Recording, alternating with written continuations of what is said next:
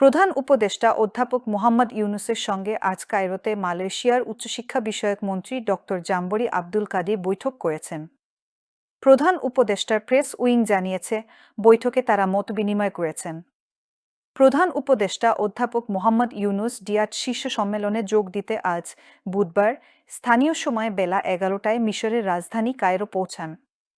প্রধান উপদেষ্টার press wing জানিয়েছে, মিশরের পাবলিক বিজনেস সেক্টরের মন্ত্রী মোহাম্মদ শিমি কায়রো আন্তর্জাতিক বিমানবন্দরে তাকে স্বাগত জানান। পরে অধ্যাপক ইউনূস মন্ত্রীর সঙ্গে সংক্ষিপ্ত বৈঠক করেন। প্রধান উপদেষ্টা অধ্যাপক ইউনূস 19 ডিসেম্বর অনুষ্ঠেয় ডিয়াট শীর্ষ সম্মেলনে যোগ দিতে 2 দিনের রাষ্ট্রীয় সফরে গতকাল মঙ্গলবার দিনগত রাতে কায়রোর উদ্দেশ্যে ঢাকা ত্যাগ করেন।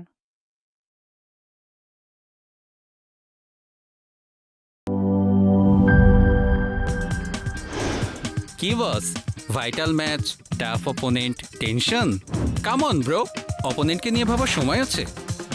আসল অলরাউন্ডারের কাজই তো হলো যে কোনো টাফ সিচুয়েশনে টিমকে অলরাউন্ড প্রোটেকশন দেওয়া।